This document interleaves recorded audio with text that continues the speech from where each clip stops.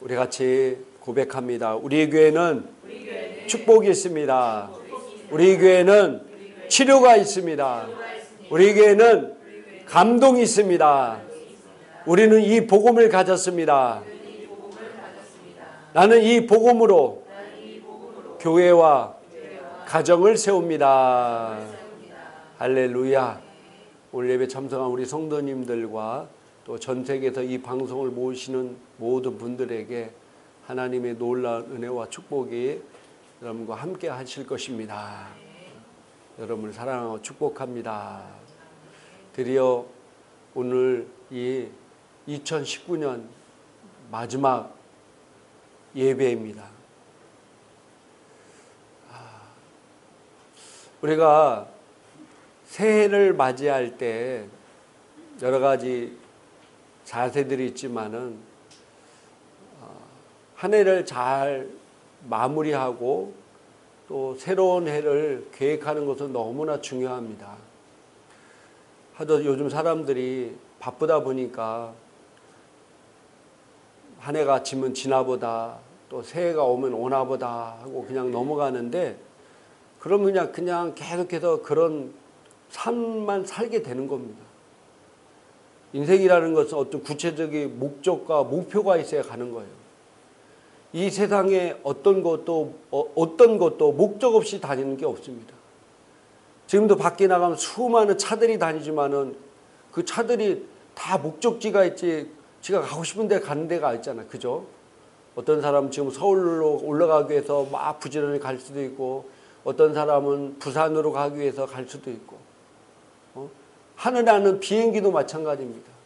심지어는 하늘을 나는 새들조차도 다 목적이 있습니다. 그런데 하나님의 위대한 창조물 우리가 목적 없이 살아서는 어떻게 되겠습니까?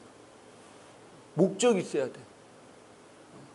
그래서 이 목적 있는 삶을 살기 위해서 한 해를 잘 마무리해야 되고, 또 너무나 중요한 2020년이 이제 며칠 있으면 2020년 새로운 해가 시작되는데, 이 새로운 해 여러분의 어떤 구체적인 계획과 목적이 있어야 됩니다.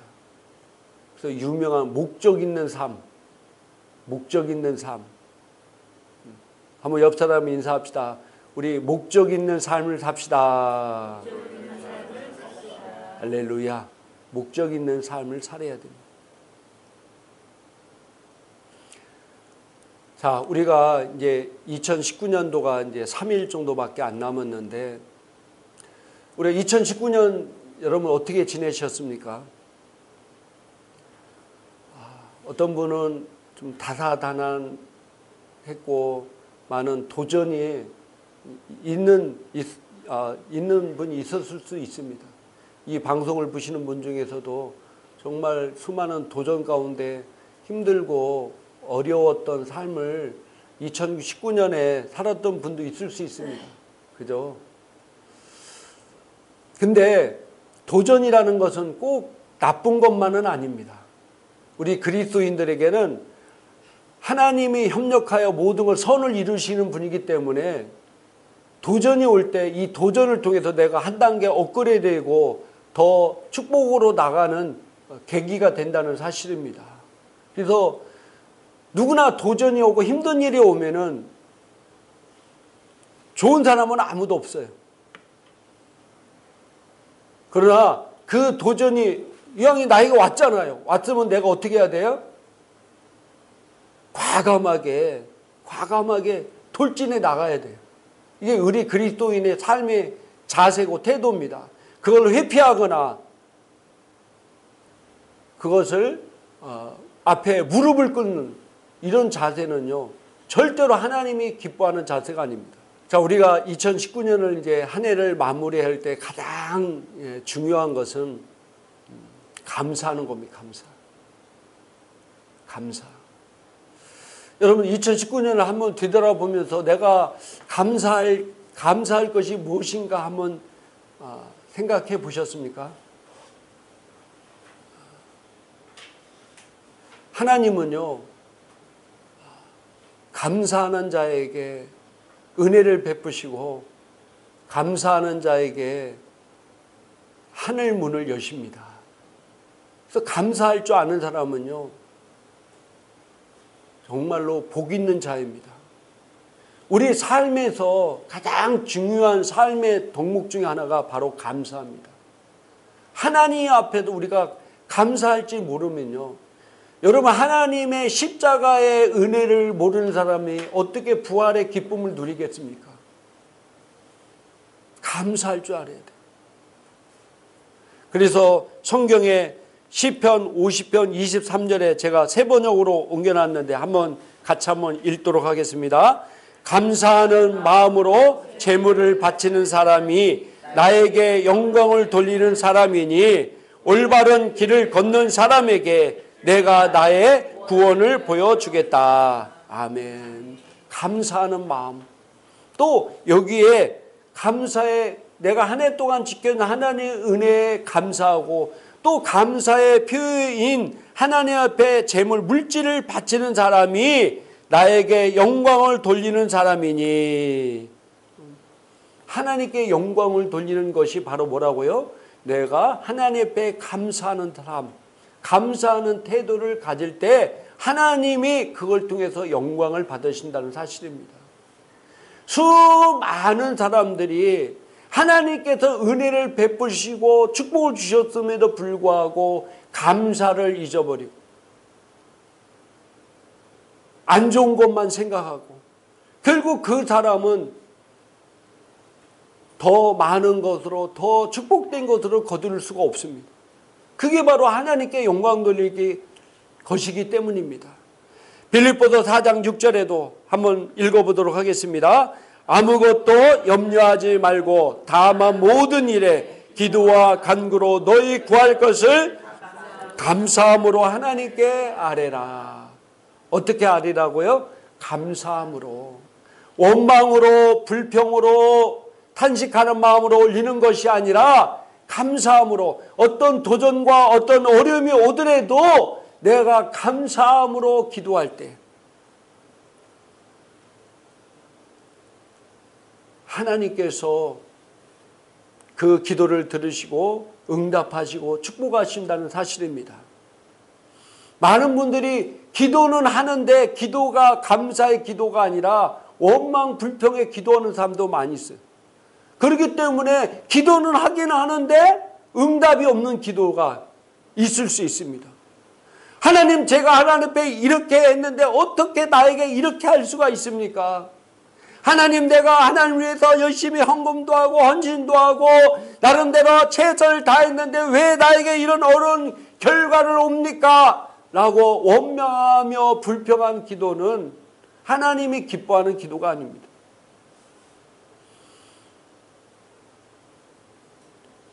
도전이 올 때 그 도전이 나를 한 단계 업그레이드 시키고 더 축복의 길로 나가기 위한 통로입니다, 사실. 그때 그것이 올 때 우리는 감사함으로 그 도전을 이기며 나가는 성도가 되기를 주님의 이름으로 축복합니다. 감사해요. 자, 우리 한 해 동안 우리 자신을 한번 되돌아보세요. 하나님께서 한 해 동안 우리를 건강으로 지켜주셨습니다. 제가 지난번에도 그거 얘기했죠. 어떤 가정은 그 자녀가 일어서는 것이 그 가정의 기적일 수 있어요. 태어나서부터 계속 질병 때문에 수술만 받고 병원에 누워만 있는 사람이 의외로 엄청나게 많습니다. 그 가정은 얘가 그냥 걸어만 다녀도 그것이 기적이고 감사일 수 있어요. 근데 우리는 매일 자연스럽게 걸어 다니고 일어나면서도 감사하지 못하는 사람이 얼마나 많습니까? 우리는 건강하기 때문에 아픈 사람은 잘 안 보여요. 근데 간혹 가다가 여러분이 병원에 신방 같은 데 보면은 왜 이렇게 별 희한한 질병을 통해서 고통당하는 사람이 얼마나 많은지.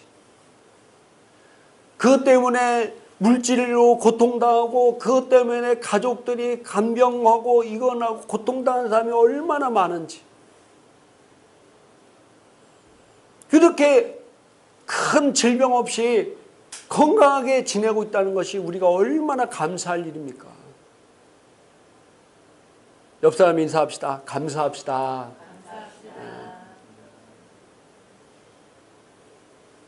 또 재정의 은혜를 부어주신 하나님, 나에게 필요에 따라서 채워주시고 공급해 주신 그 은혜, 물론 어떤 사람에게는 나는 풍성하지 못했어요, 겨우 먹고 살았어요 라고 얘기할 수도 있겠지만은 그보다도 더 못한 삶을 살아가는 사람도 많아요. 재정을 통해서 부어주고 역사하신 주님 은혜에 감사하시기 바랍니다. 또 우리가 가장 큰 감사의 제목도 하나, 내가 영원히 구원받았다는 것. 이 세상에 아무리 부귀 영화를 누린들 그 영혼이 구원받지 못했다고 하면은 천하보다 한 영혼이 큰데, 여러분 구원받는 게 좋겠어요? 천하의 모든 보물을 가지는 게 좋겠습니까?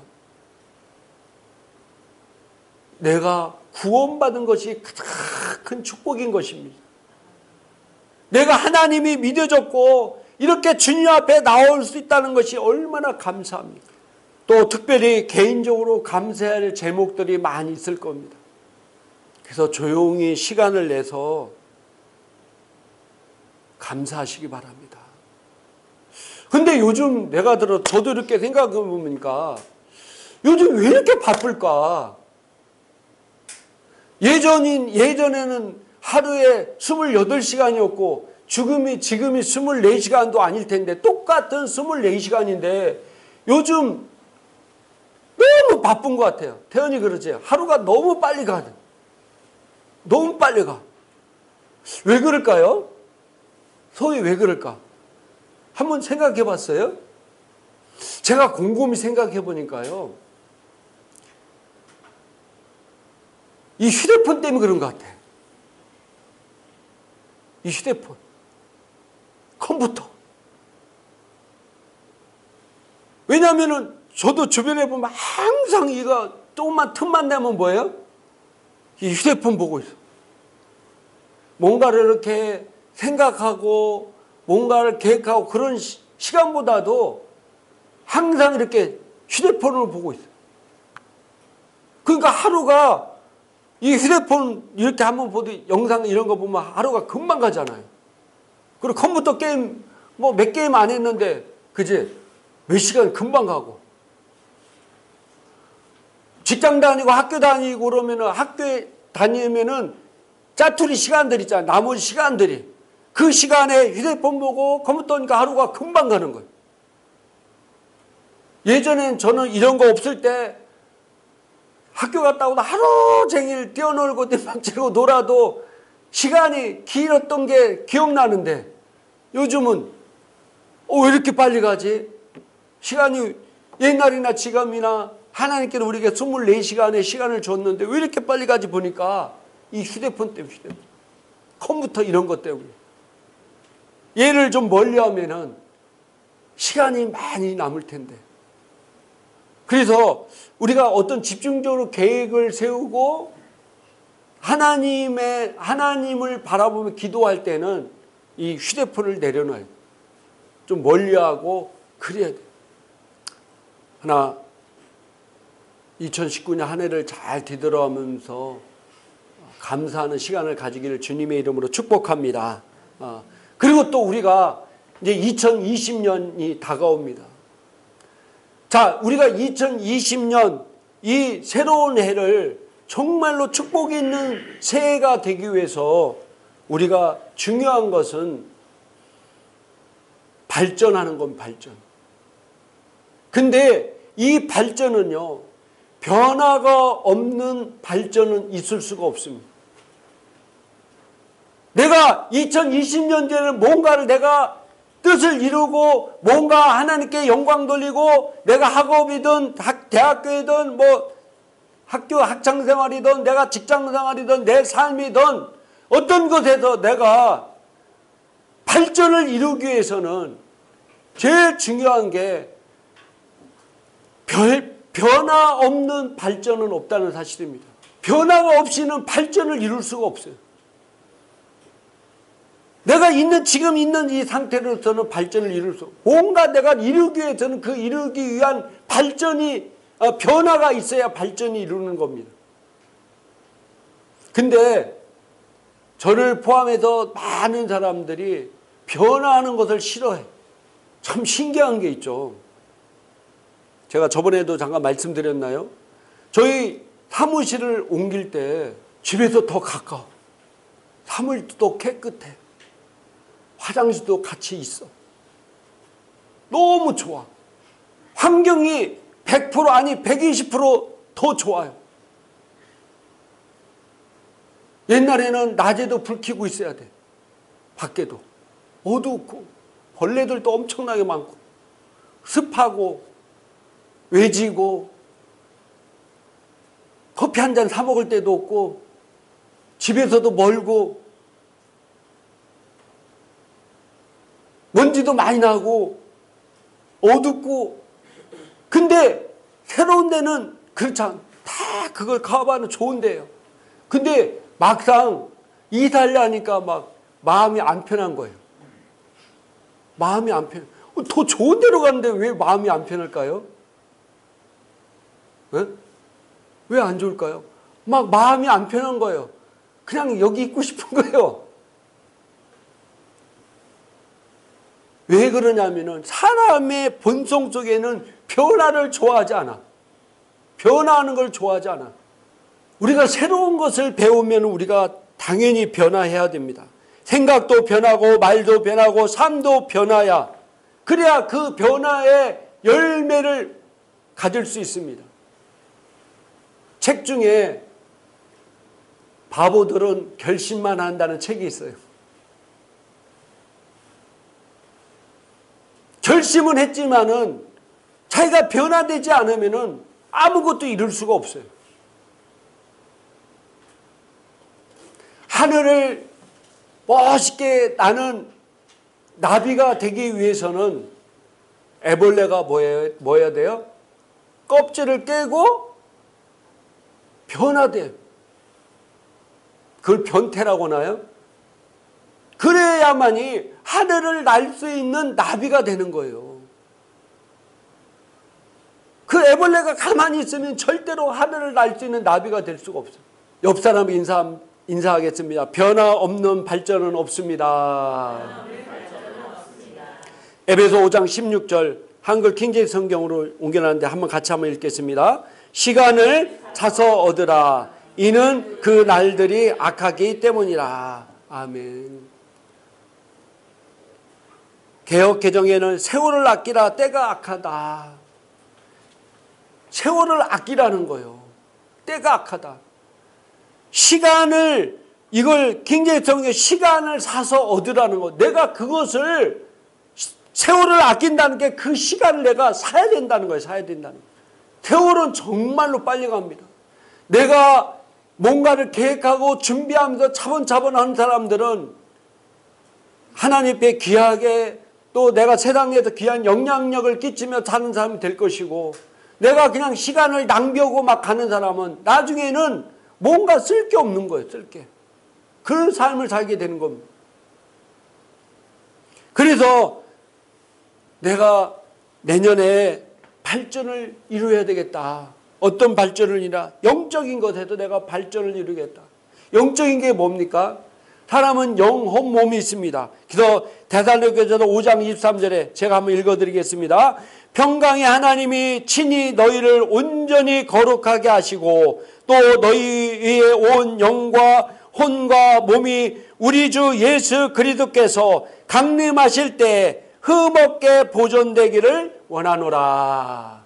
우리 영, 혼, 몸이 그리스도께서 강림하실 때까지 흠없게 보존되기를 원한다.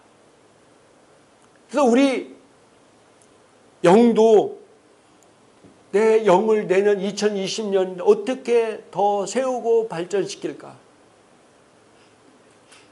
내가 하나님 앞에 예배 드리는 거, 말씀 읽는 거, 또 기도하는 삶 어떻게 내가 할까? 내 영을 위해서, 나는 영인데 이 영적인 존재를 위해서 내가 어떤 삶을 살을까? 하루의 말씀을 어떻게 읽고 말씀의 실제를 어떻게 고백하고 이런 걸 어떻게 할까? 구체적인 계획을 세우고 변화를 이뤄야만이 여러분이 영이 발전하는 겁니다. 영이 더욱더 성장해가고 세워지는 것입니다. 혼적인 것도 마찬가지입니다. 독서하고 공부하고 이런 것들, 내 혼을 위해서 저는 보통 한 달에 책을 한 4-5권을 사는 것 같아요. 물론 다 읽는 것 같죠. 일단 사다 놔. 조나단 에드워드라는 그분의 미국의 대부흥운동을 일으켰던 분들 책도 지금 사다 놓고 내가 읽어보고 있고, 최근에는 어느 목사님 소개해 주셔서 사도적 센터를 다 읽었어요. 사도적 센터.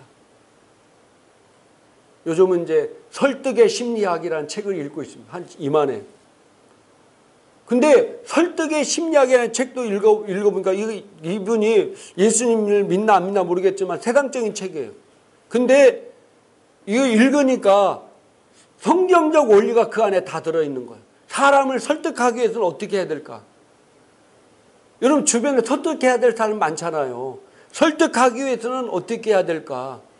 내가 우리 자녀들에게 항상 너 휴대폰 보더라도 휴대폰 안에 동영상과 너 이게 유익한 것도 많은데 그냥 쓸데없는 거 낄낄거리고 뭐 그런 거 보지 말아라. 그래서 내 혼적인 걸 위해서 내가 2020년도에는 어떻게 할 것인가?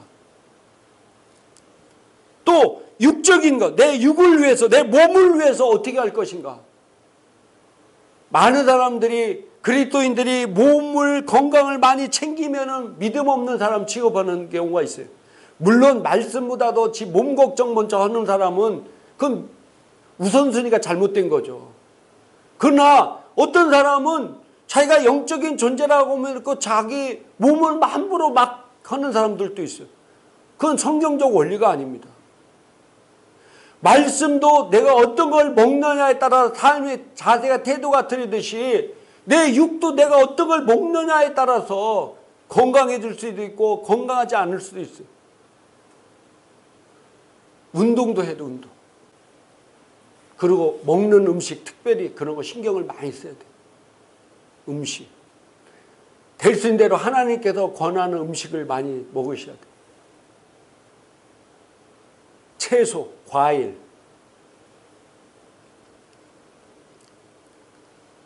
자기 몸은 자기가 관리해야 돼요. 특히 이제 연세가 들어가면 들어갈수록 내 몸 건강 관리를 잘 해야 돼요. 왜냐하면은 건강을 잃어버리면 뭘 다 잃어버린다고요? 모든 것을 다 잃어버린다고 하잖아요. 여러분 기도도 영적인 것도요. 건강하지 못하면 기도도 안 나와요. 힘들어요. 뭔가 내가 건강해야 가정을 위해서도 그렇고 다른 일도 그렇지 몸이 건강해야 혼도 건강해지고 영적인 것도 건강해집니다. 그래서 건강해야 돼. 그래서 몸을 위해서도 내가 계획을 세워야 돼요. 운동을 내가 어떻게 하고 내가 내 식단을 어떻게 할까 이런 것도 여러분 계획을 세워야 돼요. 그래서 2020년도에 여러분 삶 가운데 놀라운 발전이 있는 성도가 되길 주님의 이름으로 축복합니다. 우리가 새로운 한 해를 잘 뒤돌아보면서 또 새로운 한 해에 좋은 계획을 세워서 좋은 전진을 이루는 성도가 되기를 주님의 이름으로 축복합니다. 우리 기도하겠습니다.